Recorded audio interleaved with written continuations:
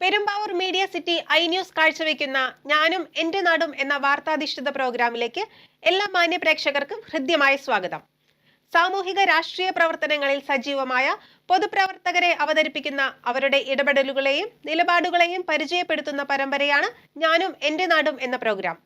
ത്രിതല പഞ്ചായത്ത് തെരഞ്ഞെടുപ്പിന്റെ പശ്ചാത്തലത്തിൽ ഈ എപ്പിസോഡിലെ അതിഥിയായി എത്തുന്ന സ്ഥാനാർത്ഥിയുടെ ആശയങ്ങൾ എന്തെല്ലാമെന്ന് നമുക്കൊന്ന് കേൾക്കാം.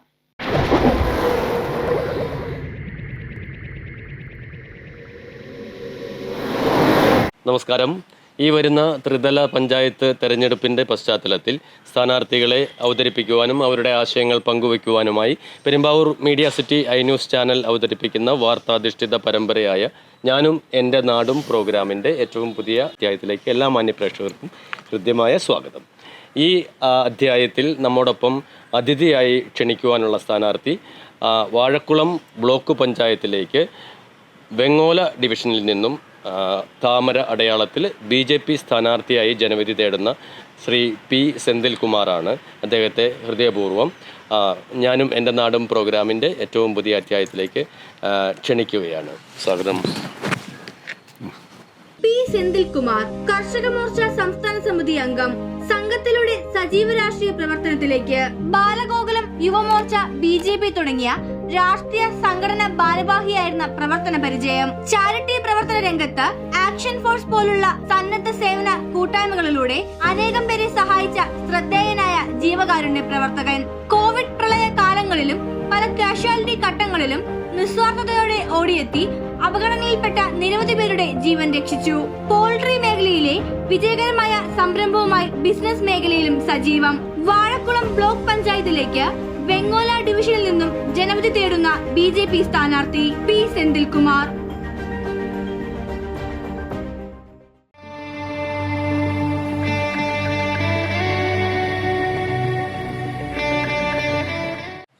ഇപ്പോൾ നിലവിൽ ഈ കഴിഞ്ഞ ഒരു ഇലക്ഷന് ശേഷം, അതായത് 2020 തിരഞ്ഞെടുപ്പിന് ശേഷം ഈ വെങ്ങോല ഡിവിഷൻ, വാഴക്കുളം ബ്ലോക്ക് പഞ്ചായത്തിലെ വെങ്ങോല ഡിവിഷൻ, ഈ വെങ്ങോല ഡിവിഷനിലെ ഒരു സാമൂഹിക സാംസ്കാരിക സാഹചര്യങ്ങൾ, അതുപോലെ ആ ഡിവിഷൻ്റെ ഒരു രാഷ്ട്രീയം, കൃത്യമായി പറഞ്ഞാൽ ആ ഡിവിഷൻ്റെ ഒരു രാഷ്ട്രീയം, അത് എങ്ങനെയാണ് താങ്കൾ നോക്കിക്കാണുന്നത്?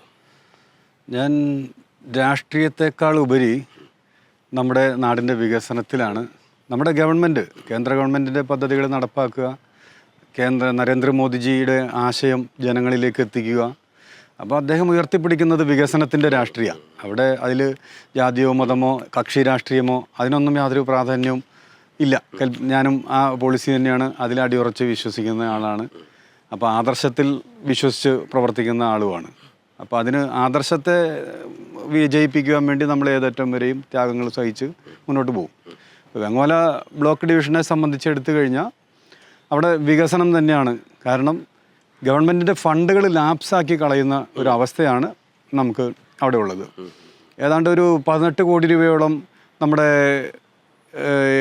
7-ാം വാർഡ്, 7-9 വാർഡിൽ, വെങ്ങോല വാർഡിൽ, പഞ്ചായത്ത് വാർഡുകളിൽ 18 കോടി രൂപയുടെ ഫണ്ട് ലാപ്സായി കളഞ്ഞേക്കുന്നതായിട്ടാണ് വന്നിരിക്കുന്നത്. പക്ഷെ നമ്മൾ വെങ്ങോല ജംഗ്ഷനിൽ നിന്ന് വളയഞ്ചേരനോ പോകുന്ന റോഡിൽ ഒരു ജസ്റ്റ് ഒരു 1/2 കിലോമീറ്ററോ അല്ലെങ്കിൽ 1 കിലോമീറ്ററോ നമ്മൾ വണ്ടി കൊണ്ട് പോയി കഴിഞ്ഞാൽ നമുക്ക് അറിയാൻ പറ്റും. 4 തവണ 5 തവണ നമ്മളൊരു വാഹനം ഓടിച്ചു പോയി കഴിഞ്ഞാൽ 5ാമത്തെ തവണ നേരെ സാൻജോ ഹോസ്പിറ്റലിലേക്കോ അല്ലെങ്കിൽ കോലഞ്ചേരി ഹോസ്പിറ്റലിലേക്കോ പോകേണ്ടി വരും. അതെ റോഡാണ്. അപ്പോൾ അതുകൊണ്ട് അതെ, അപ്പോൾ ആ റോഡിൽ ശരിക്കും റോഡാണോ കുഴിയിലാണോ റോഡ്, അതോ റോഡിലാണോ കുഴി എന്നുള്ളത് നമുക്ക് അറിയാൻ പറ്റില്ല. ആ അവസ്ഥയിലാണ്. അപ്പോൾ അത് നമുക്ക് സാധിക്കുമായിരുന്നു ആത്മാർത്ഥമായിട്ടും സത്യസന്ധമായിട്ടും അഴിമതിയില്ലാതെയും ജനങ്ങളോട് ഒരു കമ്മിറ്റ്മെൻറ്റോട് കൂടി നമ്മൾ അതിനുവേണ്ടി പണിയെടുത്തിരുന്നെങ്കിൽ, ഫണ്ടുണ്ടായിട്ട് ലാപ്സായി പോകുന്ന അവസ്ഥ മാറ്റി ആ പണം ഉപയോഗിച്ചിരുന്നെങ്കിൽ ഒരുപാട് പേർക്ക് അത് ഗുണം കിട്ടുമായിരുന്നു. പിന്നെ കുട്ടികൾക്കാണെങ്കിലും കളിക്കാനുള്ള ഗ്രൗണ്ടുകൾ, കാരണം വളർന്ന് വരുന്ന തലമുറയ്ക്ക് ആരോഗ്യം ഒരു ഇതാണ്. സ്പോർട്സിൽ നമ്മൾ മുൻതൂക്കം കൊടുക്കുന്നു. അതേപോലെ തന്നെ ഈ സ്പോർട്സിലൂടെ നമുക്ക് വരും തലമുറയ്ക്ക് ആരോഗ്യം ഉള്ള ഒരു ജനതയെ വാർത്തെടുക്കാൻ പറ്റും, പൗരന്മാരെ. അപ്പോൾ അതുകൊണ്ട് ആ സ്പോർട്സിന് വേണ്ട സൗകര്യങ്ങൾ കുട്ടികൾക്ക്, കഴിഞ്ഞ ദിവസം ഞാൻ വാർഡിലൂടെയൊക്കെ യാത്ര ചെയ്യുന്ന സമയത്ത് കുട്ടികളൊക്കെ അങ്ങനെ പാടം വരുമ്പോഴത്തെ അങ്ങനെ ഇരിക്കുകയാണ്, കംപ്ലീറ്റ് പാടവും, അവർക്ക് ഇരിക്കാൻ കളിക്കാനും ഒരു സ്ഥലമില്ലാത്ത അവസ്ഥ. അപ്പോൾ അങ്ങനെയുള്ള സ്ഥലത്ത് അവർക്ക് വേണ്ട സൗകര്യങ്ങൾ ചെയ്തു കൊടുക്കുക. അപ്പോൾ പാവപ്പെട്ട ആളുകൾ ഇപ്പോൾ പണമുള്ളവനെ സംബന്ധിച്ച് ടർഫുകൾ ഇപ്പോൾ പല സ്ഥലത്തും ഉണ്ട്. അപ്പോൾ അവരൊക്കെ ക്യാഷ് മുടക്കി, അപ്പോൾ അല്ലെങ്കിൽ അച്ഛൻ ക്യാഷ് മുടക്കുന്നു, അമ്മ ക്യാഷ് കൊടുക്കുന്നു, എന്നിട്ട് ആ ക്യാഷ് കൊണ്ടുപോയി ടർഫിൽ പോയി കളിച്ചിട്ട് വരും. അപ്പോൾ നമ്മുടെ നാട്ടിൽ പാവപ്പെട്ട ആളുകൾ ഒരുപാട് പേരുണ്ട്. സാധാരണക്കാരൻ്റെ മക്കൾ ഇപ്പോഴും ഈ 10 രൂപയുടെ പന്തും അല്ലെങ്കിൽ ചെറിയൊരു ഫുട്ബോളും പിടിച്ചുകൊണ്ട് കളിക്കാൻ സ്ഥലമില്ലാതെ നോക്കിയിരിക്കുന്ന അവസ്ഥ അതെനിക്ക് ബോധ്യപ്പെട്ടു. അപ്പോൾ അതൊരു മെയിൻ വിഷയം തന്നെയാണ്. കാരണം നാളേക്ക് വേണ്ടിയിട്ടുള്ള ഒരിതാണ്. പിന്നെ പല വീടുകളിലും ഇന്ന് വൃദ്ധ മാതാപിതാക്കൾ മാത്രമേ ഉള്ളൂ. അപ്പോൾ അവർക്കൊരു എൻ്റർടൈൻമെൻറ്റ് കാര്യങ്ങളില്ല. അവർക്ക് ആരോഗ്യത്തിന് വേണ്ടിയിട്ട് നമുക്ക് ഈ പാർക്ക് പോലെയുള്ള കാര്യങ്ങൾ ചെയ്തു കൊടുക്കാൻ പറ്റും. എൻ്റർടൈൻമെൻറ്റിനുള്ള സംവിധാനങ്ങളൊന്നും നമ്മുടെ ബ്ലോക്കുകളിലില്ല, നമ്മുടെ ഡിവിഷനുകളിലില്ല. അപ്പോൾ ഫണ്ട് ലാപ്സാക്കി കളയാതെ ആ ഫണ്ട് തന്നെ നമുക്ക് ഉപയോഗിച്ചാൽ തന്നെ നല്ല രീതിയിൽ വികസനം കൊണ്ടുവരാൻ പറ്റും. അതുപോലെ തന്നെ പാവപ്പെട്ട ആളുകളെയൊക്കെ നമുക്ക് ഒരുപാട് സഹായങ്ങൾ എത്തിച്ചു കൊടുക്കാൻ പറ്റും. അത് തന്നെയാണ് എൻ്റെ ഈ സ്ഥാനാർത്ഥിത്വത്തിൻ്റെ ഉദ്ദേശം.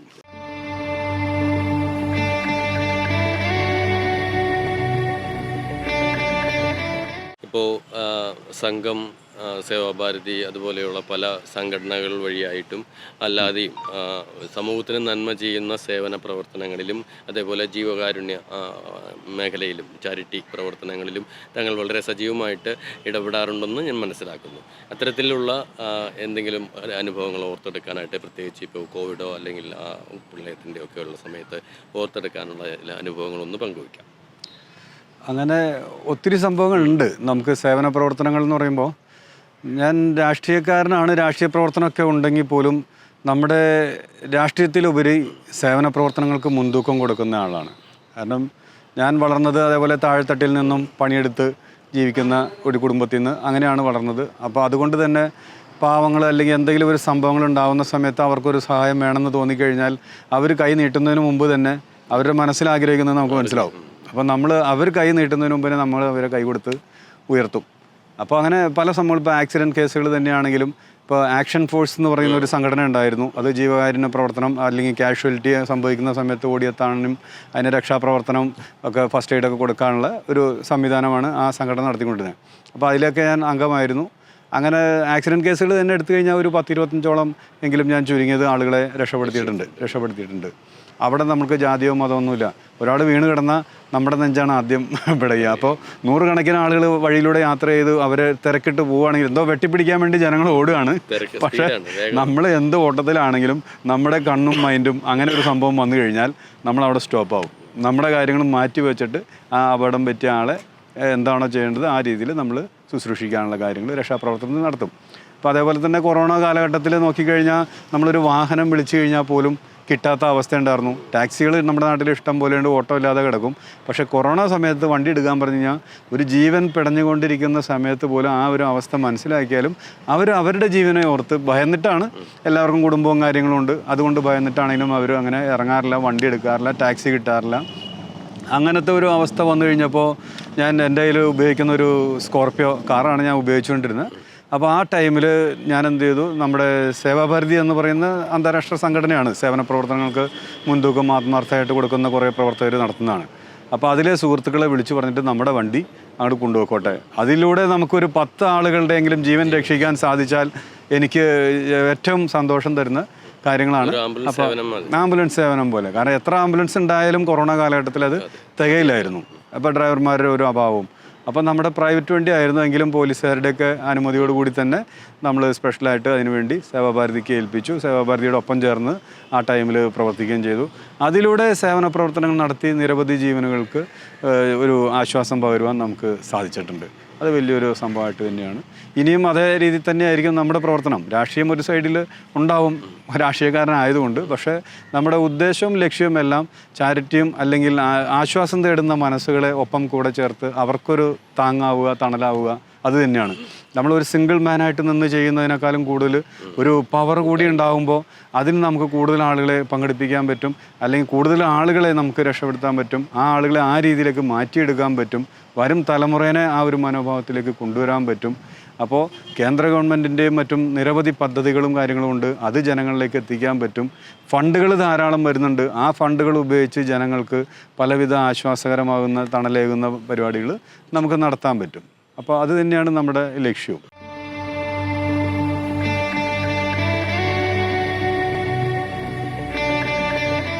ശ്രീ സെന്തിൽകുമാർ, ഈ ഡിസംബർ 9 നടക്കുന്ന തെരഞ്ഞെടുപ്പിൽ പിന്നെ ജനവിധി അനുകൂലമായാൽ, അതായത് വാഴക്കുളം ബ്ലോക്ക് പഞ്ചായത്തിലേക്ക് വെങ്ങോല ഡിവിഷനെ പ്രതിനിധീകരിച്ച് താങ്കൾ തിരഞ്ഞെടുക്കപ്പെട്ടാൽ അടിസ്ഥാന സൗകര്യ വികസനത്തിലും അല്ലെങ്കിൽ അതുപോലെ വികസന പ്രവർത്തനങ്ങളിലൊട്ടാകെ ജനക്ഷേമ പദ്ധതികൾ ഇവയിലൊക്കെ നടപ്പാക്കാൻ ഉദ്ദേശിക്കുന്ന അല്ലെങ്കിൽ പദ്ധതി ഇടുന്ന പ്ലാൻ ചെയ്യുന്ന ചില കാര്യങ്ങളുണ്ടാവുമല്ലോ, അവയെക്കുറിച്ച് ഒന്ന് ചുരുക്കമായിട്ട് വിശദീകരിക്കാം. അതിൽ നമ്മളിപ്പോൾ ജനങ്ങളിലേക്ക് ഇറങ്ങി ചെല്ലുന്ന സമയത്ത് നമുക്ക് മനസ്സിലായത്, ഒന്ന്, വികസനം എത്തിയിട്ടില്ല. തീർത്തും വികസനം എത്താത്ത അവസ്ഥയിലാണ് നമ്മുടെ വെങ്ങോല ഡിവിഷൻ അല്ലെങ്കിൽ വാഴക്കുളം ബ്ലോക്ക് തന്നെ കിടക്കുന്നത്. മുരടിപ്പാണ്, വികസനം മുരടിപ്പാണ്. പിന്നെ ഇതേപോലെ തന്നെ ഫണ്ട് ലാപ്സാക്കി കളയൽ. അപ്പോൾ ഇത് ഉത്തരവാദിത്തപരമായി ഏറ്റെടുത്ത് ചെയ്യുക എന്നുള്ളത് തന്നെയാണ് നമ്മുടെ കർത്തവ്യം. അപ്പോൾ ശരിക്കും പറഞ്ഞാൽ ജനങ്ങൾക്ക് എപ്പോൾ വിളിച്ചാലും കിട്ടുന്ന ഒരു ജോലിക്കാരൻ, അതേപോലെ അവരെ ഭരിക്കാനല്ല, അല്ലെങ്കിൽ അവരെ ലീഡർഷിപ്പ് ചെയ്യുകയല്ല, അവരുടെ ഒരു ജോലിക്കാരനായിട്ട് നമ്മൾ കേന്ദ്ര ഗവൺമെൻറ്റിൻ്റെ പദ്ധതികൾ നിരവധിയുണ്ട്. ഇതൊന്നും തന്നെ അവിടെ നടപ്പാക്കപ്പെടുന്നില്ല. അങ്ങനെ ചില പദ്ധതികൾ നടപ്പാക്കുന്നുണ്ടെങ്കിൽ അത് വകമാറ്റി വഴിതെറ്റിച്ച് ചില ഭാഗത്തേക്ക് മാത്രം എത്തുന്നു. യഥാർത്ഥത്തിൽ അർഹരായിട്ടുള്ള പാവങ്ങൾക്ക് അത് കിട്ടുന്നുമില്ല. അപ്പോൾ നമ്മൾ സമൂഹത്തിൽ ഒരാളെയും മാറ്റി നിർത്താതെ പാവപ്പെട്ട ആളുകളും അല്ലാത്തവരും, കാരണം പണമുള്ളത് കൊണ്ട് അവൻ ജോലി ചെയ്യുന്നു, അവൻ പണം ഉണ്ടാക്കുന്നു, അതുകൊണ്ട് അവരെയും കൂടെ ചേർത്തുകൊണ്ട് തന്നെ അവർക്ക് ആവശ്യപ്പെട്ട സംഭവങ്ങളുമുണ്ട്. കേന്ദ്ര ഗവൺമെൻറ്റിൻ്റെ പദ്ധതികൾ, ഒരു ബിസിനസ്സുകാരനാണെങ്കിൽ ആ ബിസിനസ് സംരക്ഷിക്കാനും വളർത്തിക്കൊണ്ടുവരാനും എക്സ്പോർട്ട് ചെയ്യാനും ഒക്കെ ആയിട്ട് നിരവധി പദ്ധതികളുണ്ട്. പാവപ്പെട്ടവർക്കാണെങ്കിൽ ഇപ്പോഴും ചികിത്സാ ധനസഹായത്തിന് വേണ്ടി കെഞ്ചി കേഴുന്ന ആളുകളെ ഞാൻ ധാരാളം പേരെ നേരിട്ട് കണ്ടു. അപ്പോൾ നമ്മുടെ ഇൻഷുറൻസ് പദ്ധതികൾ നടപ്പാക്കാൻ സാധിക്കും. ഇൻഷുറൻസ് പദ്ധതി നടപ്പാക്കി കഴിഞ്ഞാൽ 5 ലക്ഷം രൂപ വരെ സൗജന്യമായിട്ട് നമുക്ക് ചികിത്സിക്കാം വൃദ്ധ മാതാപിതാക്കൾക്ക്. അതേപോലെ തന്നെ ഗ്യാസ് കണക്ഷൻ, ഇപ്പോഴും ഗ്യാസ് കണക്ഷൻ ഇല്ലാതെ വീട്ടിൽ ഈ പുക ഊതി കത്തിക്കുന്ന ആളുകൾ, അമ്മമാർ ഇന്നും നമ്മുടെ നാടുകളിലുണ്ട്. സൗജന്യ ഗ്യാസ് കണക്ഷൻ നമുക്ക് കൊടുക്കാൻ പറ്റും. ഇന്നും ഓല ഷീറ്റ് മേഞ്ഞ വീടുകളുണ്ട്, അവർക്ക് വേണ്ട സഹായങ്ങൾ ചെയ്തു കൊടുക്കാൻ പറ്റും. യഥാർത്ഥത്തിൽ ചില സമയത്ത് സൗജന്യങ്ങൾ വാങ്ങിക്കൊണ്ടു പോകുന്ന ആളുകൾ ചിലപ്പോൾ കാറിൽ വന്ന് സൗജന്യം മേടിച്ചുകൊണ്ട് പോകുന്ന അവസ്ഥയാണ്. അപ്പം നമ്മൾ ചെയ്യുമ്പോൾ നിഷ്പക്ഷമായിട്ടും സത്യസന്ധമായിട്ടും ചെയ്യും. അതിൽ യാതൊരു വിവേചനം ഉണ്ടാവില്ല. അത് തന്നെയാണ് നമ്മുടെ മെയിൻ പോളിസി. ഒരാളെയും മാറ്റി നിർത്തുന്നില്ല, ഒരാളും വിവേചനവുമില്ല. അതുകൊണ്ട് ഏത് കൊടി പിടിക്കുന്നു അല്ലെങ്കിൽ കൊടിയുടെ നിറം നോക്കിയിട്ടല്ല നമ്മൾ ഈ വികസന പ്രവർത്തനങ്ങൾ നടത്തുന്നത്. കേന്ദ്ര ഗവൺമെൻറ്റിൻ്റെ 100 പദ്ധതികൾ അല്ലെങ്കിൽ 200 ചില്ലാനം പദ്ധതികൾ നമുക്കുണ്ട്. അപ്പോൾ പലതരത്തിലുള്ളത് കുട്ടികളുടെ വിദ്യാഭ്യാസത്തിന് വേണ്ടതുണ്ട്. ഒരു പെൺകുട്ടിക്കാണെങ്കിൽ നമുക്ക് ബിരുദാനന്തര ബിരുദം പഠിക്കുന്നതിന് പൂർണ്ണമായും കേന്ദ്ര ഗവൺമെൻറ് കൊടുക്കുന്ന സംവിധാനങ്ങളുണ്ട്. നമ്മൾ കേട്ടിട്ടില്ലാത്ത പദ്ധതികളുണ്ട്. പിന്നെ വിശ്വകർമ്മ യോജനയിലാണെങ്കിൽ 10,000 കോടികളുടെ ഫണ്ടാണ് അതിലുള്ളത്. അപ്പോൾ ഈ തൊഴിൽ മേഖലകൾ നമ്മളിപ്പോഴും പെയിൻറ്റിങ് ചെയ്യുന്നവരും അല്ലെങ്കിൽ വാർക്കപ്പണിക്ക് പോകുന്നവരും ഒക്കെ ആയിട്ട് അങ്ങനെ പലതരത്തിൽ നിർമ്മാണ മേഖലകളിൽ പ്രവർത്തിക്കുന്നവരുണ്ട്. ഇപ്പോഴും അവർ ടൂൾസ് വാടകയ്ക്ക് എടുക്കുക, എന്നിട്ട് വേറെ ആളുകളുടെ കൂടെ പണിക്ക് പോകാൻ നിവൃത്തിയില്ലാതെ വരുമ്പോൾ എന്നിട്ട് ഈ കിട്ടുന്ന പണം വാടകയായിട്ട് കൊടുക്കുക, പകുതി പൈസ, ഇങ്ങനെയൊക്കെ വരുന്നുണ്ട്. അപ്പം നമ്മൾ ഈ കേന്ദ്ര ഗവൺമെൻറ്റിൻ്റെ ഈ പദ്ധതികളെല്ലാം ആത്മാർത്ഥതയോടും സത്യസന്ധമായിട്ടും നടപ്പാക്കുന്ന ഒരാൾ ഉണ്ടെങ്കിൽ, എൻ്റെ കയ്യിലാണ്, എനിക്ക് ആ ചുമതലയാണ് ജനം തരുന്നത് എന്നുണ്ടെങ്കിൽ, ഈ ആളുകൾക്ക് വേണ്ട മെഷീനറി ടൂൾസ് അവരുടെ കൈത്തൊഴിൽ നടത്തുവാനുള്ള, അവരുടെ ബിസിനസ്, അവരുടെ തൊഴിൽ വിജയിപ്പിക്കുവാനും അവർക്ക് സ്വന്തം കാലിൽ നിൽക്കുവാനുള്ള, സൗജന്യം കൊടുക്കുകയല്ല, അവരെ സ്വന്തം കാലിൽ നിൽക്കുവാനുള്ള പ്രാപ്തി ഉണ്ടാക്കി കൊടുക്കുക, അതിന് കേന്ദ്ര ഗവൺമെൻറ്റിൻ്റെ സംഭവങ്ങളെല്ലാം ജനങ്ങളുടെ കൈകളിലേക്ക് എത്തിച്ചു കൊടുക്കുക എന്നുള്ളതാണ് എൻ്റെ മെയിൻ ഉത്തരവാദിത്വം.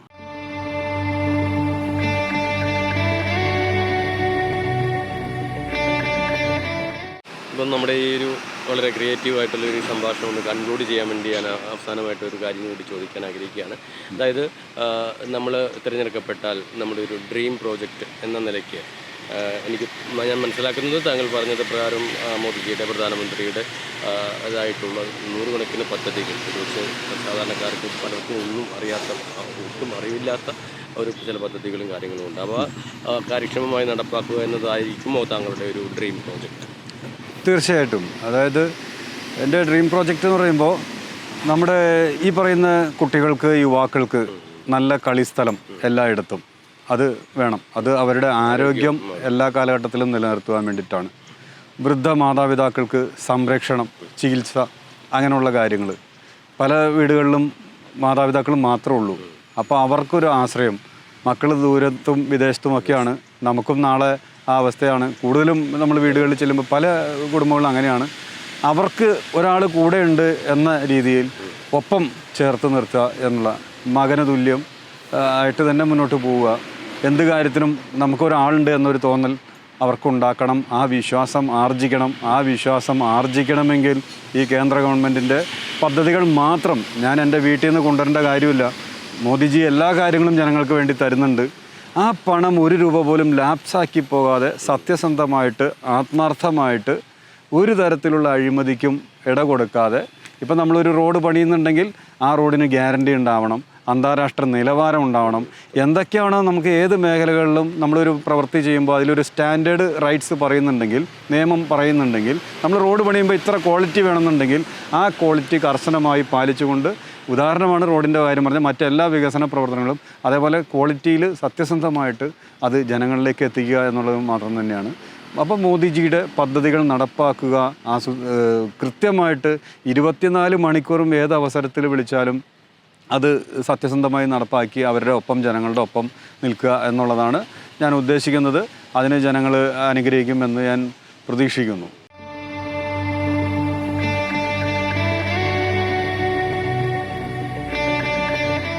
അപ്പോൾ ഏതായാലും ഈ വരുന്ന തദ്ദേശ സ്വയംഭരണ സ്ഥാപനങ്ങളിലേക്കുള്ള തിരഞ്ഞെടുപ്പിൽ വാഴക്കുളം ബ്ലോക്കിലേക്ക് വെങ്ങോല ഡിവിഷനിൽ നിന്ന് താമര അടയാളത്തിൽ BJPക്ക് വേണ്ടി ജനവിധി തേടുന്ന സെന്തിൽകുമാറിന് താങ്കൾ വാഗ്ദാനം ചെയ്യുന്നത് മാതിരി ജനസമൂഹത്തിൽ ഒരാളായി അവരുടെ കൂടെ എപ്പോഴും ഉണ്ടാകും എന്നുള്ള സേവന സന്നദ്ധത അറിയിക്കുന്നതോടൊപ്പം എല്ലാവിധ വിജയ ആശംസകളും നേരുകയാണ്. Very all the best.